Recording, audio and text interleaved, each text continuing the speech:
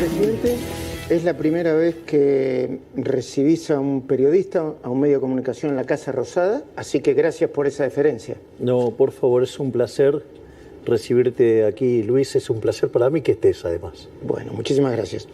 Bueno, antes de empezar con las preguntas palo a palo, quiero preguntarte el balance que haces de los primeros 15 días del gobierno, primeras 2 semanas. Bueno, yo creo que hemos sido consistentes con lo que decimos. Básicamente nosotros señalamos que no hay tiempo, que esto requiere de shock, que la situación es verdaderamente complicada, que estamos en una situación muy delicada y que requiere medidas que a la vista de un observador convencional parecen audaces, pero los riesgos de no tomar el toro por las astas rápidamente, eso sería tremendo. Y es por eso que nosotros en la primera semana hicimos 2 cosas muy importantes desde mi punto de vista. En primer lugar, lanzamos un programa de estabilización ortodoxo, bien duro, donde básicamente propusimos un ajuste fiscal de 5 puntos del PBI, donde 60% de ese ajuste recae en la política. Yo menciono esto porque la realidad es que siempre cayó sobre la población. La otra que también tiene ese programa es todo un proceso de saneamiento del Banco Central y además un sinceramiento cambiario. De hecho, fue tan bien recibido el programa económico que, a diferencia de otros casos donde la brecha se mantenía constante o se ampliaba, nosotros logramos comprimir la brecha en un contexto donde además bajamos la tasa de interés y además bajó el riesgo país y todos los activos financieros argentinos mostraron un alza verdaderamente enorme. Eso quiere decir que el programa fue aceptado y es más, si vos tomás el tipo de cambio oficial y le computás la expectativa que hay sobre el impuesto país, te vas a dar cuenta que, para el caso de las importaciones, ¿no? Te vas a dar cuenta que desapareció la brecha. Entonces, y eso es muy interesante porque quiere decir que estamos en camino de cerrar el exceso de demanda del mercado de divisas. De hecho, esto es tan así que el Banco Central ha comprado cerca de 2.000 millones de dólares en las primeras 2 semanas. En estas 2 semanas. Y eso es muy importante porque va a reflejar que entonces empieza a caer el exceso de oferta en el mercado de bonos y por ende quiere decir que los precios de los bonos se recuperan, baja la tasa de interés, se comprime el riesgo país. Eso también descomprime el exceso de oferta en el mercado de bienes y entonces la actividad sufre menos el empleo y obviamente sufre menos los salarios reales y obviamente eso con el impacto que tiene en términos de pobres e indigentes. Con lo cual eso está muy interesante que haya sido tan bien recibido por el mercado. Igual, obviamente eso no es suficiente porque cuando vos haces un programa de estabilización, el aumento del ahorro tiene que tener una contrapartida en aumento de inversión para que no sea recesivo. Y la verdad es que la inversión no reacciona de manera instantánea y por eso es tan urgente el paquete de medidas que nosotros mandamos en la segunda semana, que es un paquete que básicamente te diría que tiene 3 elementos fundamentales en términos de impacto real. Sí, digamos, en términos estilizados, ¿no? O sea, o abstractos. O sea, tiene una parte que es dar más libertad a los individuos. Cultural. Exactamente. Hay otra parte que tiene que ver con desregular e ir hacia estructuras más competitivas y otra que tiene que ver con eliminar los tongos de la política. Es decir, que es un shock liberador, un shock de libertad, un shock anticasta, ¿sí? Y que, a diferencia de lo que dicen algunos, no es amigable con las empresas, es amigable con la competencia, es amigable con los mercados, es amigable con los argentinos de bien. ¿Por qué es tan importante eso? ¿Por qué? Porque lo que va a hacer es que la inversión reaccione muchísimo más rápido. Entonces, cuanto más rápido reaccione la inversión al aumento del ahorro, menos es lo que vamos a sufrir en términos de actividad.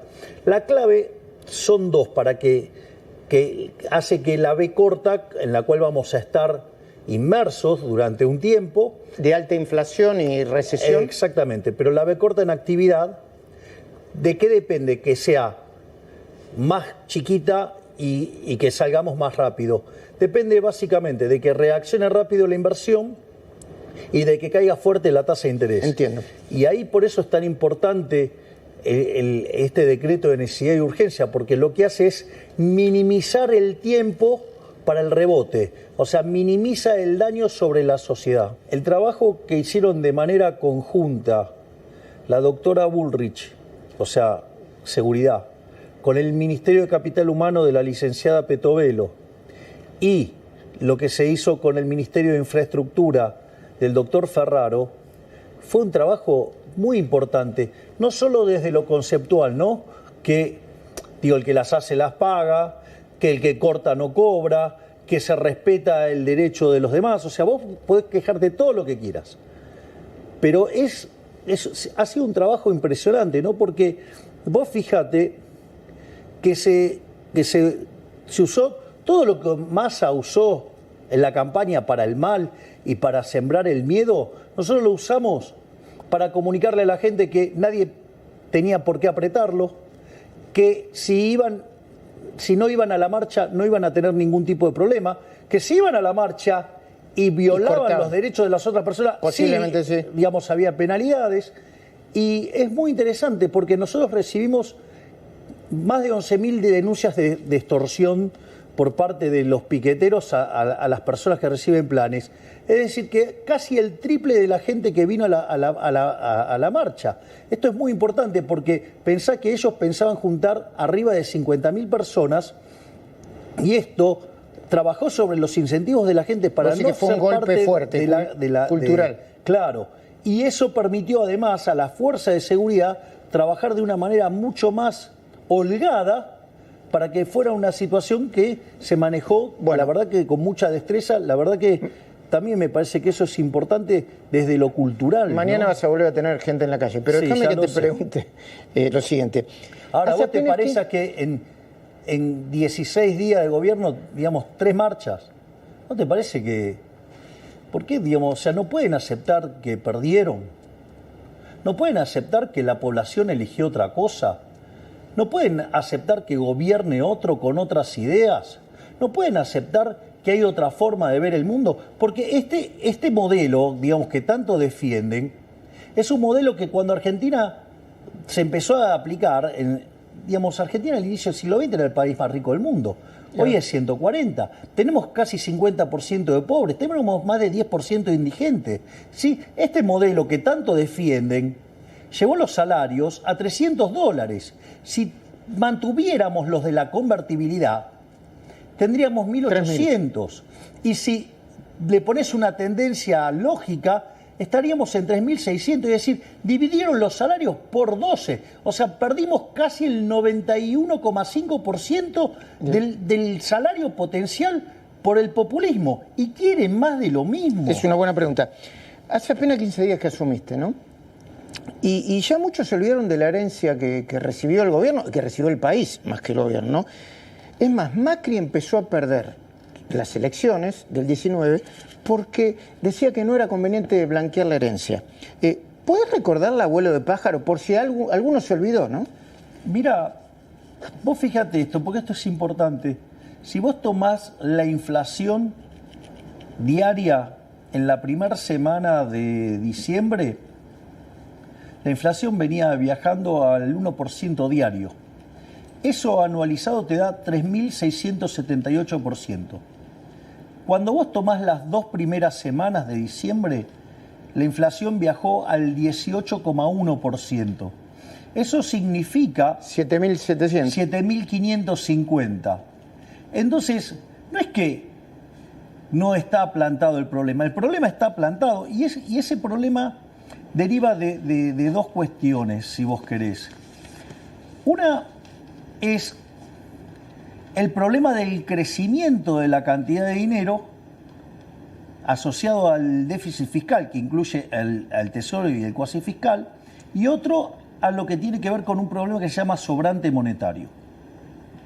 Respecto al sobrante monetario, ocurre de la siguiente manera. Cuando vos, ¿qué hacen los populistas? Generan déficit fiscal, lo financian con emisión monetaria. Como no les gustan las consecuencias, que es que empieza a subir los precios, entonces ¿qué hacen? Controlan el tipo de cambio. Entonces, ¿qué hacen? Te empieza a deteriorar el resultado comercial. Entonces, ¿qué hace? Te ponen restricciones cambiarias. Entonces, ¿qué pasa? Cuando vos querés irte del peso al dólar, no te dejan hacer el cambio de portafolio. Y esos pesos quedan atrapados. Empiezan a subir los precios. Sí, pero entonces ahí tenés un problema grande porque es que te quedan esos pesos atrapados. Esos pesos atrapados hoy son 5 puntos del PBI. Para tener un orden de magnitudes, en el Rodrigazo también sobraban 5 puntos del PBI. Pero la diferencia es que en el Rodrigazo la demanda de dinero de Ciudad eran 10 puntos del PBI. ¿Y ahora? Y ahora es 5. Quiere decir que antes vos tenías un potencial de 50% de diferencia y hoy del 100%. ¿Por qué esto es importante? ¿Por qué? Porque ese sobrante monetario en el año 75 implicó multiplicar la tasa de inflación por 6. ¿Y de la pobreza? Por 5. Y fíjate esto, porque hoy ese es, digamos, como es el doble del tamaño del problema, implicaría multiplicar por 12. Si el kirchnerismo dejó la tasa al 300, sí, porque es a lo que venía creciendo anualizada en los últimos meses. Al 300 anual. Anual, quiere decir que eso te llevaría la inflación al 3.600%. Es decir, este número que hablábamos del 3.678 no estaba tan alejado. Lo que vos decís es que si se sigue por el mismo camino, vamos a tener hiperinflación. Exacto.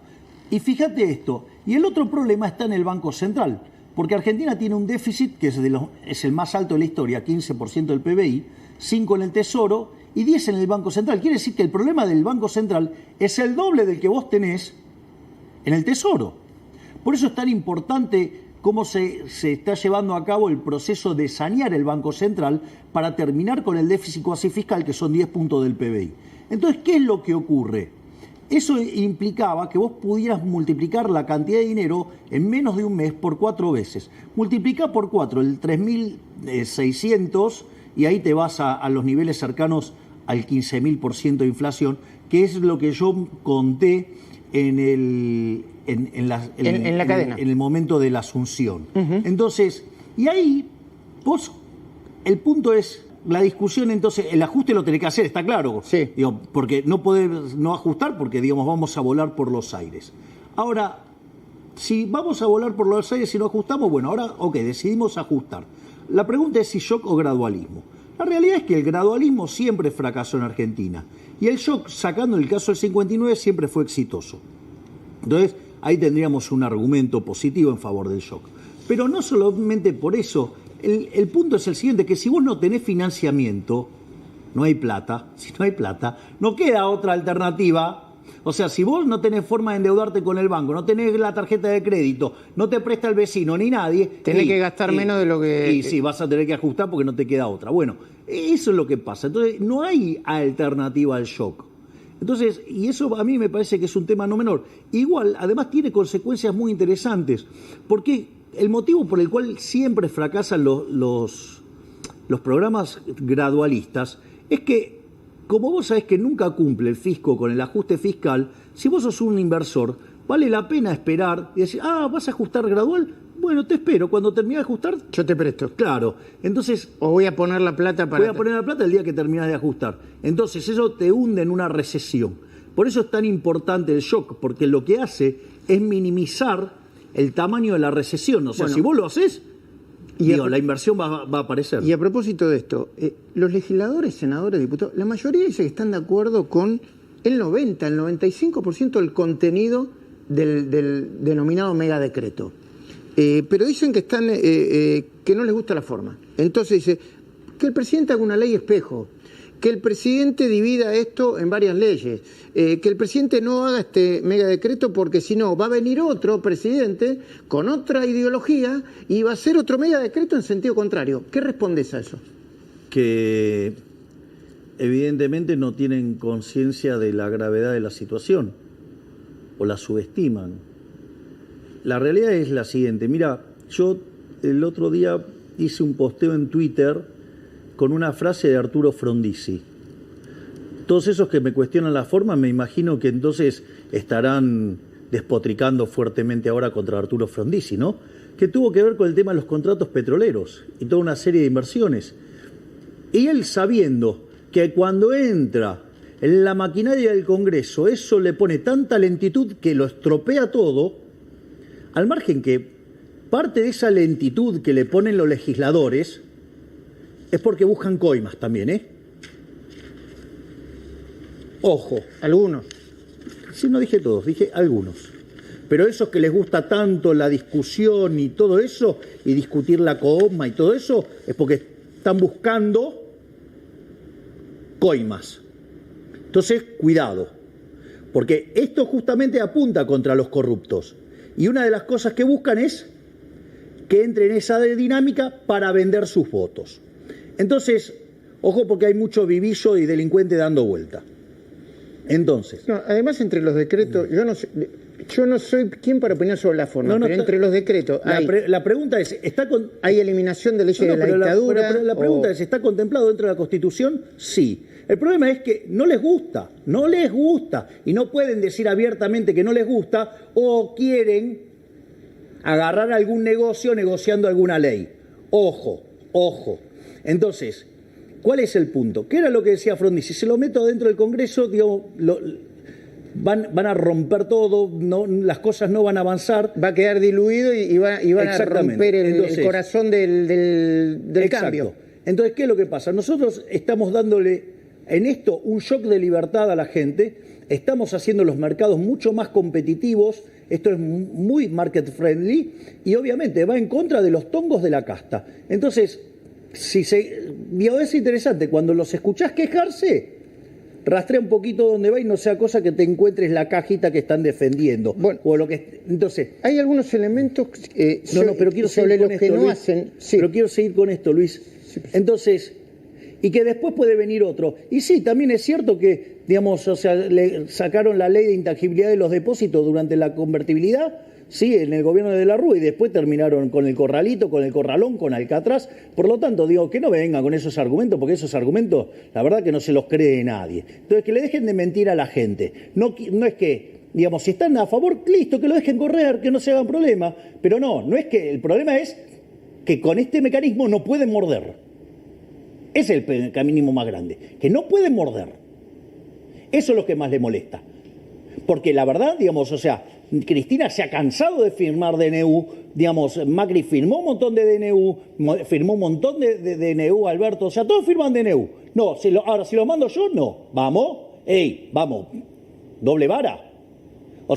Claro, porque viene el que quiere liberar, porque viene el que le da libertad a la gente, porque viene el que le quita el curro a los políticos. Claro, entonces en ese caso no. Y claro, ¿qué van a decir? ¿Que no? ¿Que quieren morder? No, van a echarle la culpa a las formas. Presidente, vos, en el caso de que sea rechazado en el tiempo, ¿no?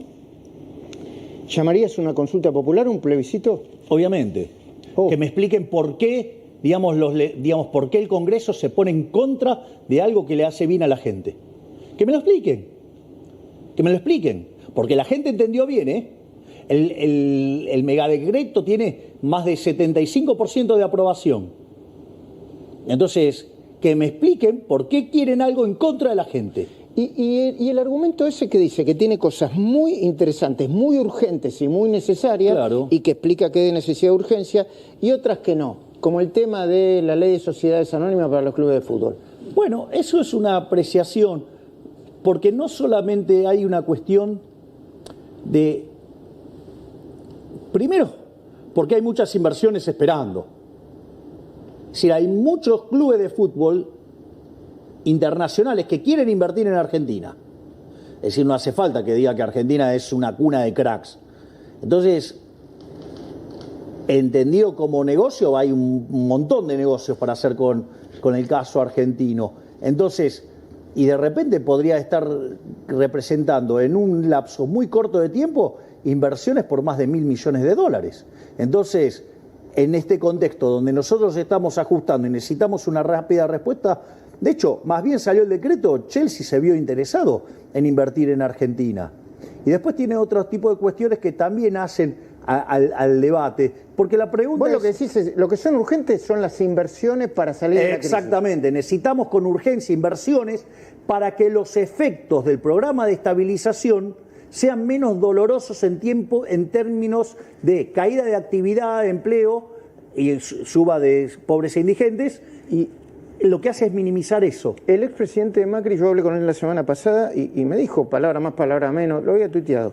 Mira, acá no hay alternativa, se logra el déficit cero, más rápido que tarde, y al mismo tiempo una profunda desregulación, al mismo tiempo, o vamos a una hiper y a una crisis de consecuencias imprevisibles.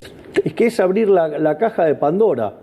Lo que pasa es que adentro de la caja de Pandora, en lugar de quedarte la curiosidad, ¿sabías eso? No. Que lo único que quedó adentro de la caja de Pandora fue la curiosidad. ¿Y por qué? Y porque te metiste a revisar. El tema es que ya sabemos cómo termina esa historia. Se llama Venezuela. El Poder Ejecutivo propuso el debate de 11 proyectos de ley para las sesiones extraordinarias. No está el famoso megadecreto, pero sí la reforma del Estado. ¿Qué es lo más importante de la reforma del Estado? Si se lo tuvieras que explicar a los argentinos para que lo entiendan. Ir a un Estado mucho más pequeño. Bueno, de hecho, fíjate que nosotros hemos bajado los ministerios a la mitad, hemos bajado la cantidad de secretarías, subsecretarías, directores, con lo cual nosotros estamos haciendo un fuerte ajuste que además consideramos que es lo que la sociedad requiere, pero necesitamos un Estado que sea mucho más ágil y mucho más chico, donde además nosotros, fíjate que todo el tiempo estamos encontrando casos de corrupción. Entonces, por un ejemplo, o cosas que de repente son un disparate. Llegamos acá, mi hermana se pone a revisar autos. Teníamos 121 autos, 2 choferes por auto. Solamente para la Secretaría General de la Presidencia, solamente ahí había 121 autos. O sea, con lo cual 242 choferes. Nada, se saca todo. El gobierno acaba de dar de baja a 7.000 empleados. Luis Caputo encontró en el 600 me contó, afuera. O sea, de vuelta, se terminaron los privilegios. O sea, ¿me comprendés? Hay que austeridad. Si nosotros queremos pedirle a la gente que nos acompañe con esto, los primeros que tenemos que ser austeros somos nosotros. El gobierno acaba de dar, el Poder Ejecutivo, no digo vos, el presidente del Poder Ejecutivo, acaba de dar de baja a 7.000 empleados que habían ingresado este año. Exacto. Y además va a poner en revisión a todos los contratos durante los próximos 90 días. Exacto. ¿Vos pretendés que en las provincias y en las municipalidades hagan lo mismo? Bueno, el problema de las provincias, este es un país federal. Ok. O sea, responsabilidad de las provincias. Yo me hago cargo del Ejecutivo Nacional y de poner una estructura súper eficiente y terminar con todos la corrupción y los cargos políticos. O sea, que se valorice el empleado público que trabaja verdaderamente, no el que usa el sector público para estar parasitando al sector privado. Bueno, vos decís que es decisión de ellos y que si le falta plata y que si están desequilibrados financieramente, que se arreglen ellos. Que hagan sus ajustes, obvio. Digo, por algo somos un país federal. ¿Crees que los gobernadores terminaron de aceptar que se debería reponer el impuesto a las ganancias para equilibrar sus cuentas? Bueno, aunque a vos no te guste. Dijiste que no te gustaba. No, a mí no me resulta para nada simpático, pero la realidad es que esto generó un desequilibrio enorme en las provincias. Yo no estoy dispuesto a coparticipar el impuesto al cheque, no estoy dispuesto a modificar las transferencias. Por lo tanto, digamos, si necesitan reequilibrar las cuentas, bueno, se restituirá el impuesto a las ganancias. ¿Y compartirán el costo político? Y bueno, vos ya lo estás admitiendo, sí, lo estás compartiendo. Exacto. ¿Y ellos? Bueno, digo, obvio, porque digamos, para algo se está haciendo esto. El fiscal Guillermo Marijuán determinó, lo estoy leyendo para ser preciso, que 8.538.000 beneficiarios del Plan Potenciar Trabajo cobran además como funcionarios provinciales. Solo en la provincia de Buenos Aires detectó 2.243 dobles cobros. ¿Qué vas a hacer vos o la ministra de Capital Humano, Sandra Petovelo, con eso? Bueno, esta acción está llevada a cabo en conjunción con el Ministerio de Capital Humano. Esto es parte del trabajo de la licenciada Petovelo, o sea que con Marijuán. Y obviamente esas personas no tienen por qué estar cobrando. Entonces, nosotros, de vuelta, estamos sacando la corrupción a capa y espada. Es decir, estamos limpiando todos esos vicios del Estado, los estamos limpiando todos. Caputo me dijo que el gasto, que el ahorro del gasto político asciende a 10.000 millones de dólares. ¿Es correcta la cuenta? Es la parte, sí, es un poco la parte que recae del ajuste en el sector público. En el sector público, sí, sí, o un poquito más también. ¿Es verdad que el Banco Central prevé emitir billetes de 20.000 y 50.000 pesos debido a la alta inflación? Y sí, Luis, es una tortura el tema de los billetes. Aparte, imagínate que vos tenés que hacer un pago en efectivo, tenés que andar con un bulto de papeles, con lo cual te pone una etiqueta en la frente que dice roba acá, roba acá. Entonces me parece que... ¿Por qué? Y porque es obvio que estás llevando ahí dinero. Entonces me parece como si fuera un narco, ¿no? Que llega la plata. Entonces es como que dificulta mucho las transacciones y nada, y tiene todo un montón de costos de transacción que yo entiendo que los kirchneristas usaran esta artimaña para tratar de quitarle velocidad de circulación al dinero. Pero bueno, nosotros como parte de nuestro programa fiscal, monetario y cambiario hemos cerrado el grifo monetario tanto en el plano de las LELIQs como en el plano del déficit fiscal. Por lo tanto, nosotros la cantidad de dinero solamente se va a mover cuando compremos dólares, porque eso es contrademanda. Y entonces, en ese sentido, si sacás lo que pasa en el sector cambiario, la cantidad de dinero estaría fija. Por lo tanto, con lo cual, para esos que también, digamos, hablan del ancla, ahí está el ancla. Es decir, cerraste el grifo del Banco Central, cerraste el grifo del fisco, digamos, la cantidad de dinero no crece. Ahí está el ancla nominal. ¿Se está produciendo un fogonazo inflacionario como consecuencia, podemos decir, del sinceramiento de la economía? Sí, exacto. Ahí sí intervienen dos cosas ahí, Luis, que son muy importantes.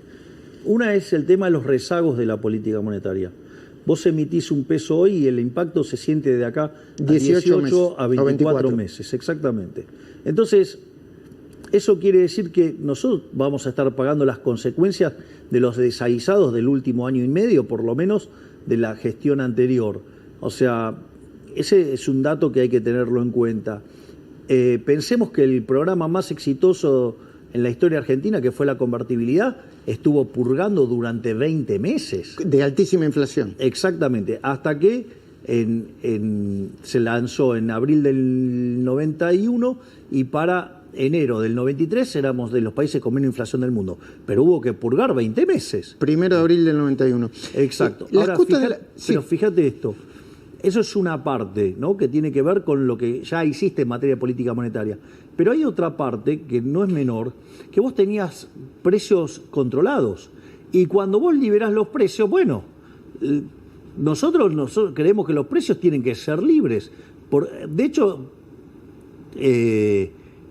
una de las cosas, si vos mirás el famoso megadecreto, una de las cosas que hay, eliminamos los monitoreos de precios, eliminamos la ley de abastecimiento, eliminamos la ley de góndola.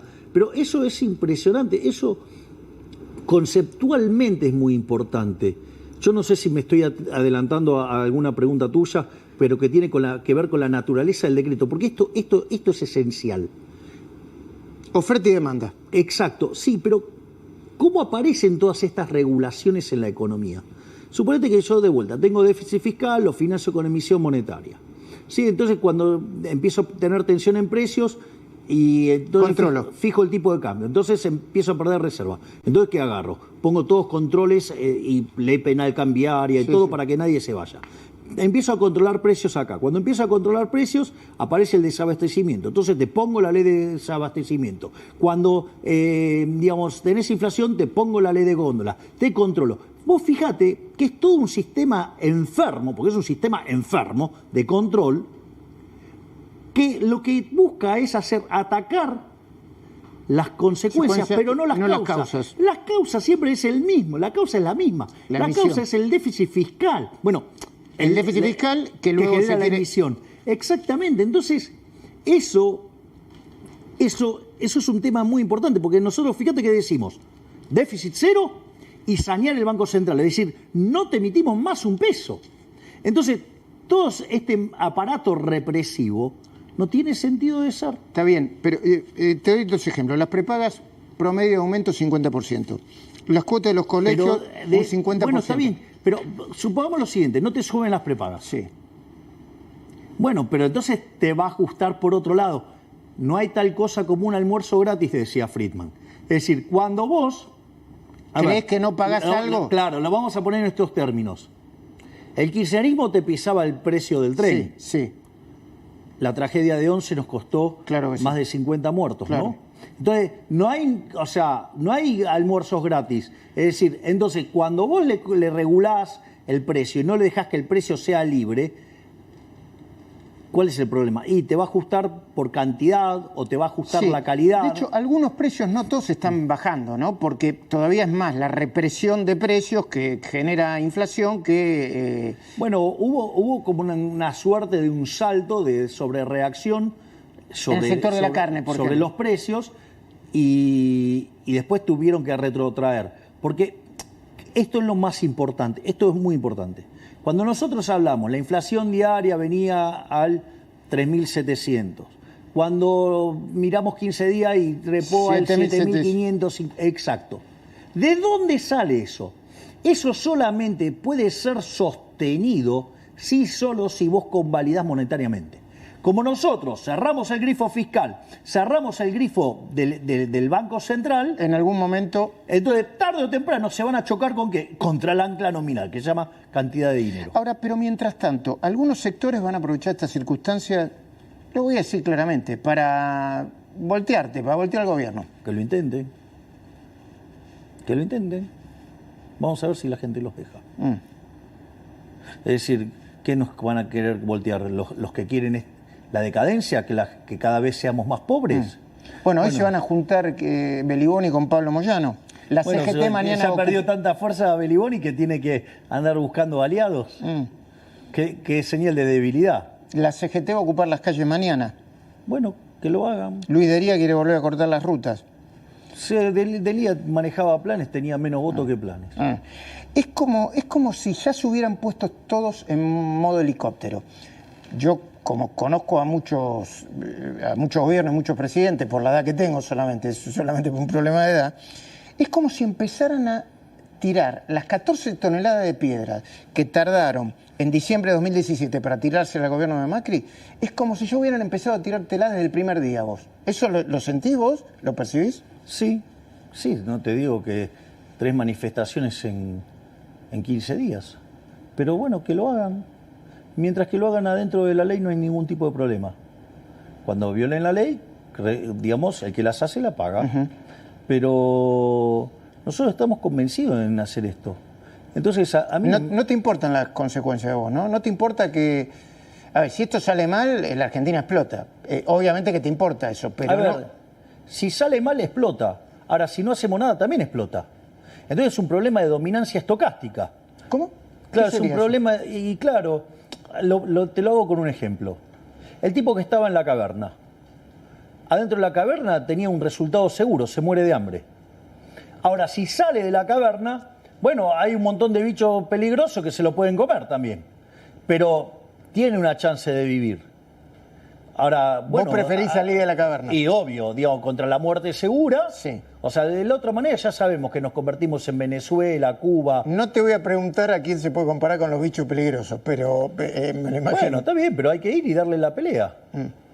Es decir, vos no vas a saber cuánta fuerza tenés hasta que no la pongas a prueba. Y yo creo que los argentinos de bien están dispuestos a hacer este esfuerzo. Están dispuestos de quebrar cuando nosotros en campaña decíamos, esta es la elección más importante de los últimos 100 años. Y no es joda, claro, porque nosotros ya sabíamos, vos sabés que yo venía trabajando con el Ministerio de la Sombra. Si vos no lo conocés a Pose hace 3 días. Sí, sí. O sea, vos lo conocés a Pose hace largo. Y entonces, nosotros no es que esto salió de un día para el otro. Lo que presentó Federico es 1/3 de la reforma. Lo que está saliendo ahora de la ley que va al Congreso... La reforma del Estado. Bueno, son 2/3, digo, de ese paquete. Es decir, es el doble de lo que envió Federico. Entonces, nosotros, digamos, ya veníamos con esta idea de hacer esto y de hacer todas estas reformas.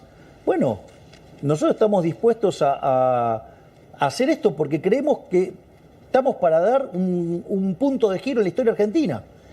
Es una oportunidad histórica. Es decir, ahora, la verdad es que sufrir más que entrar en una lógica Venezuela para hacerlo. ¿Por qué no paramos la pelota ahora y decimos, bueno, tabula rasa y empezamos a hacer las cosas bien? Kicillof acaba de decidir un mega impuestazo en la provincia. Pretende aumentar el impuesto inmobiliario hasta un 300% y las patentes hasta un 270%. ¿Cuál es tu opinión sobre eso? Pues es un problema de las finanzas de la provincia de Buenos Aires. Ahora digo, pero el keynesianismo le salió bastante mal entonces. ¿Por qué? Y porque, digamos, él, digamos, un devoto del déficit fiscal, del gasto público, todo eso, y ahora se manda un impuestazo. O sea, que lo trae. ¿Sabes qué? Voy a hacer más reuniones con los gobernadores, digo, se le va a contagiar la ortodoxia. Eso es bien ortodoxo, ¿no? Subir impuestos para... Sería más ortodoxo que baje el gasto, pero por lo menos, o sea, está internalizando la restricción de presupuesto, la que todos los argentinos de bien tienen siempre en cuenta. Hablando de Kicillof, a partir del 10 de enero vamos a tener que empezar a pagar, por una decisión judicial, los 16.000 millones de dólares por el juicio contra YPF. ¿Qué decisión va a tomar o tomó el gobierno, el Poder Ejecutivo, sobre esto? Bueno, nosotros, acá hay un problema porque la plata no la tenemos. No tenemos 16.000 millones de dólares para pagar, esa es la realidad. Pero sí tenemos el willing to pay, ¿no? La voluntad de pagar.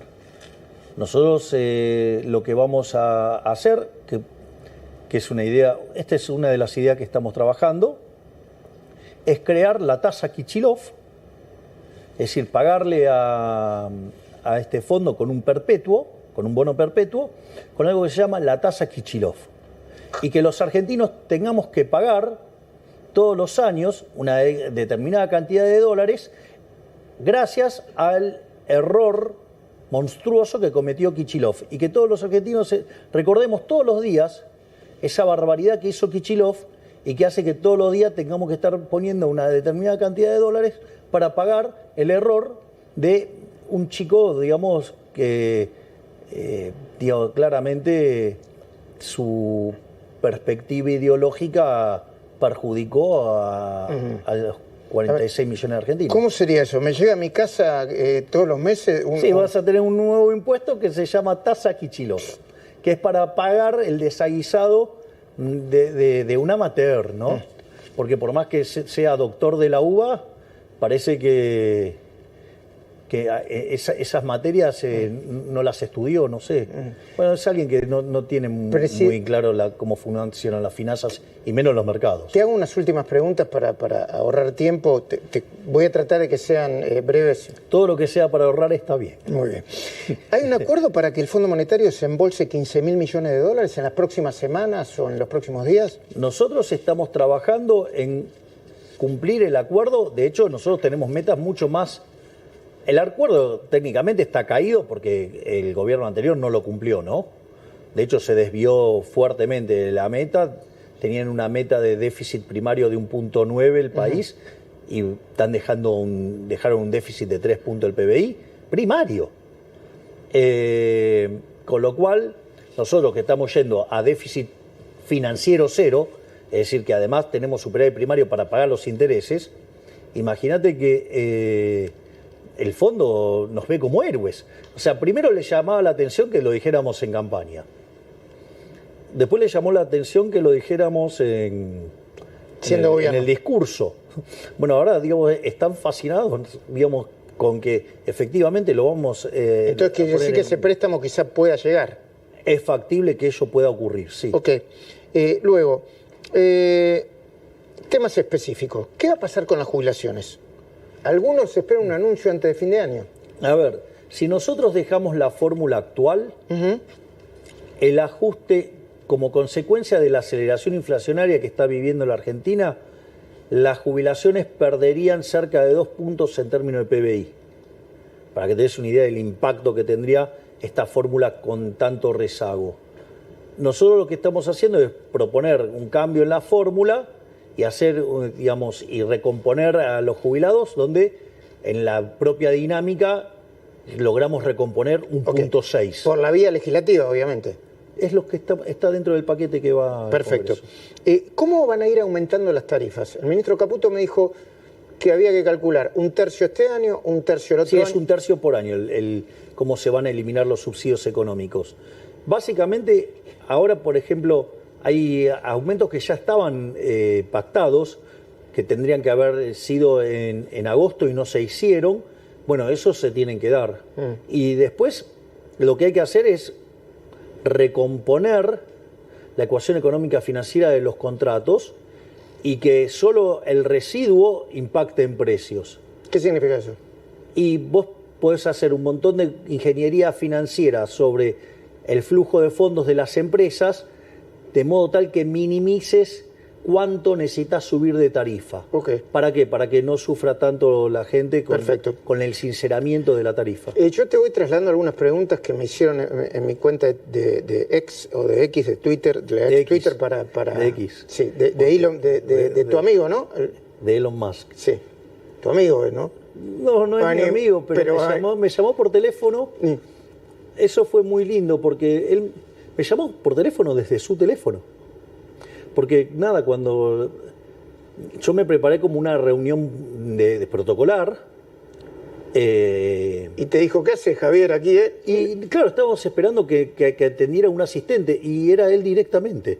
Fue muy fuerte el intercambio. El hecho de que estuviera hablando de manera directa con Elon Musk. Y él hizo toda una ponderación de las ideas. Él estuvo muy activo cuando fue en la entrevista que me hizo Tucker Carlson, sí, que recordemos que pasó las 500 millones de reproducciones. Sí. Creo que es la entrevista más vista en la historia de la humanidad. Esta la puedo superar. No, hay que traducirla, nada más. Sí. Después, pero esa entrevista, ¿sabes qué tiene de interesante? Que tiene mucho de batalla cultural. O sea, para uno entender por qué, digamos, algunas cosas funcionan de cómo funcionan. Lo otro... te iba a preguntar, que me trasladan los interés por el tema del litio. Sí. Perdón, quería completar. Con la desregulación que hicimos en temas de Internet, digamos, Starlink podría estar en Argentina. Digo, que sería algo muy valioso para el campo. Porque hay que se adecua a los precios de la Argentina también, ¿no? Para estar, supongo, ¿no? Bueno, es alguien que entiende cómo funciona oferta y demanda. Bueno, perfecto. No, digo, porque muchos dicen, bueno, que venga. Quizás, ¿sabes que el problema no son los precios, Luis? El problema es que nos hemos empobrecido. Es lo que hablábamos recién. Esta lógica populista de los últimos... que nos ha invadido y contaminado en esta parte del siglo XXI... Básicamente lo que ha hecho es destrozar los ingresos de los argentinos. $300. Cuando podríamos tener un ingreso de 3.600. Listo, se terminó la historia. Es decir, el populismo no costó 91,5% de nuestros del salario. Los monotributistas y los autónomos son los trabajadores menos protegidos y los demás compiten. ¿Va a haber algún anuncio específico para ese sector o a competir? A competir. ¿Sabes que hay gente que se pregunta a partir de qué momento vamos a poder comprar celulares, cubiertas y notebooks de los países limítrofes libremente? Mucho más pronto de lo que se imagina. Ajá. Nosotros básicamente estamos encauzando las cuentas fiscales, tenemos que limpiar el sobrante monetario y tenemos que sanear el Banco Central. Cuando esas 3 cosas se cumplan, Nosotros estamos en condiciones de liberar el comercio. ¿A partir de qué momento se podría liberar el cepo? Cuando se den estas tres condiciones. ¿Va a haber aumentos para los empleados públicos de la Administración Nacional? No. Vos y el presidente Macri siempre hablan de que hay que dar una batalla cultural y moral. Desarrollame la idea en los segundos que quedan. Fíjate, esto es muy importante. Cuando hablamos del decreto desregulador, ¿no?, que lo llamamos el shock de libertad, vimos que si lo mirabas en esencia, el problema es que nunca corregimos el verdadero problema, que es el déficit fiscal. Ahora, nosotros de 123 años tuvimos déficit fiscal 112. De las 22 crisis que tuvimos desde el inicio del siglo XX hasta hoy, 20 tienen origen fiscal. Entonces la pregunta es, ¿por qué, digamos, vivimos con déficit fiscal? Bueno, yo te hago una pregunta. ¿Y no será que una parte de los argentinos somos así y vivimos así y resiste todos los cambios que vengan porque ya estamos acostumbrados a vivir así? Bueno, a ver, nosotros vivir fuera de la restricción del presupuesto no nos fue bien, porque si somos el país 140 no nos fue bien, con casi 50% de pobres y 10% de indigentes, bien no nos está yendo con ese método. Entonces, y esto era lo que yo en la campaña llamaba el modelo de la casta. El modelo de la casta genera déficit fiscal, porque y esto sí es cultural pleno. La Argentina fue contaminada, infectada, se enfermó de socialismo y su política está enferma de socialismo, porque es esa idea de que donde hay una necesidad nace un derecho. El problema es que las necesidades son infinitas y el derecho alguien lo tiene que pagar y los recursos son finitos. La economía del libre mercado la resuelve con propiedad privada, con mercados sin intervención, libres sin intervención estatal, competencia, división de trabajo, cooperación social. Esas son las instituciones del capitalismo que resuelven este problema. Bueno, a los políticos eso no les gusta, entonces no les gusta la idea de la mano invisible. Entonces a ellos les gusta la mano visible, la garra del Estado, que tiene un nombre también, se llama justicia social, que es profundamente injusta porque implica un trato desigual frente a la ley e implica un robo, porque es como que, bueno, yo quiero hacer caridad con el muchacho que está acá, entonces te robo a vos para dárselo a él. ¿A vos qué te parece eso? Mal. Y bueno, pero él podría decir, qué interesante. Claro. ¿No? Porque, entonces, ahora, ahí debe haber un 40% o un 30% de los argentinos de ese lado, ¿no? Bueno, entonces, ese es el problema. Entonces, una sociedad de saqueadores no puede funcionar. Entonces, ¿por qué? Porque si vos vas a estar continuamente tratando de igualar, como eso es igualar inexorablemente por una cuestión de restricción de presupuesto, igualás para abajo, o por ejemplo, digamos, ¿qué es lo que pasa? Si a vos te van a robar el fruto de tu trabajo, ¿vas a trabajar? No. Entonces, ¿qué es lo que pasa? El sistema se derrumba. Y eso es lo que le pasa a la Argentina. Déjame que te haga las últimas dos preguntas. Una, no te voy a pedir una precisión, porque si no va a ser como el segundo semestre, pero en algún momento la alta inflación va a tender a bajar. ¿Sabés cuándo y en qué contexto? La verdad es que sería irresponsable anticiparlo. Sería irresponsable de mi parte decir algo así. Y además, recordad que yo adhiero a la Escuela Austríaca de Economía. Con lo cual, digamos, yo no creo tampoco en esas cosas. En la magia. Claro, entonces yo creo en la acción humana. Y eso, no sé cuándo va a ocurrir, pero tengo claro que sí va a ocurrir. O sea, no tengo dudas sobre el resultado. Puede ser más tarde o más temprano. Obviamente que cuanto más rápido baje la tasa de interés, más rápido responda la inversión y más rápido terminemos con el saneamiento del Banco Central y con el money overhang, más rápido vamos a poder liberar. O sea, si fuera por mí, yo liberaría mañana, pero eso no es viable. O sea, no voy a bancarme un cambio de portafolio que me derive en una hiper. Entiendo. ¿Qué hace 20 días que sos presidente? ¿Qué cambió en tu vida, aunque sea chiquito? El lugar de trabajo. Ahora trabajo acá, mirá qué lindo despacho que tengo. Lindo, sí. Yo trabajo, trabajo en esta mesa, no uso el sillón.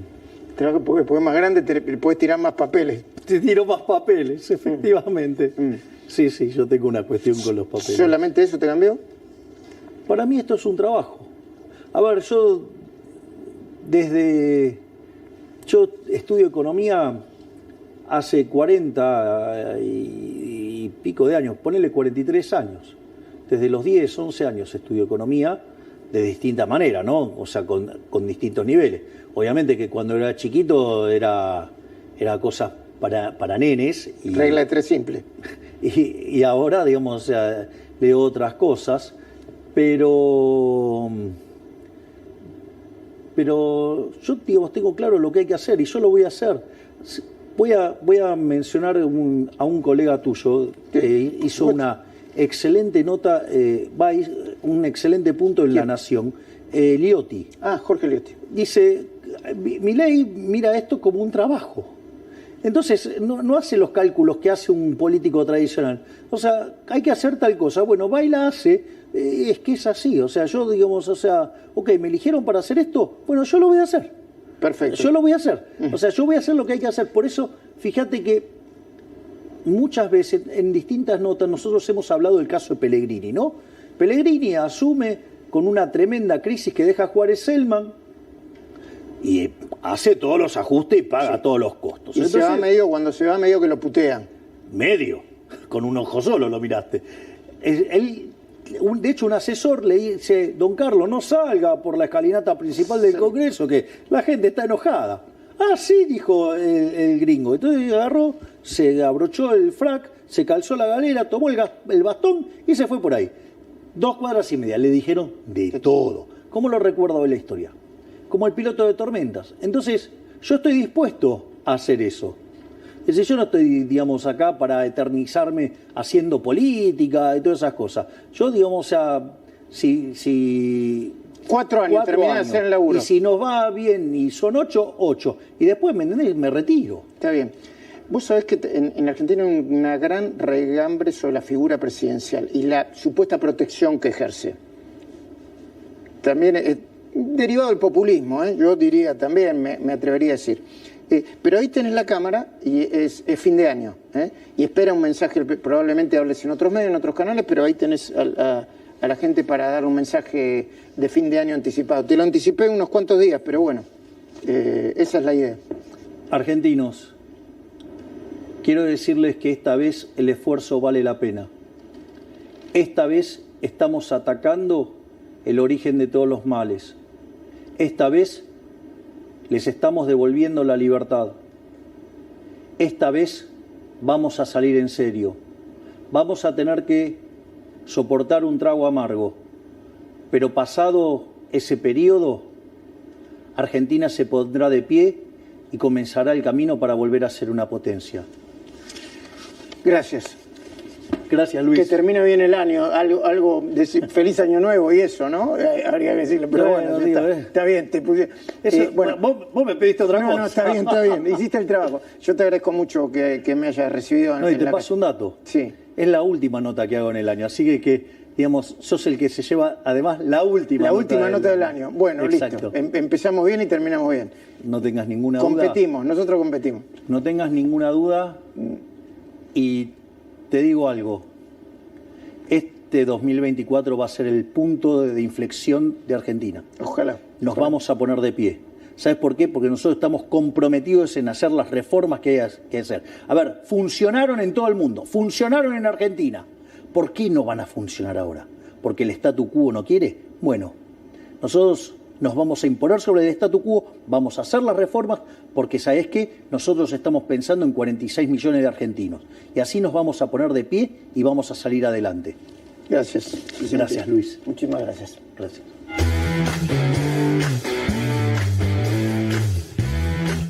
Para los que se están sumando minuto a minuto, les digo que tenemos bonus track para presentar con ustedes. Ya se suma enseguidita, la veo a Débora Plager, a Hugo Machiavelli.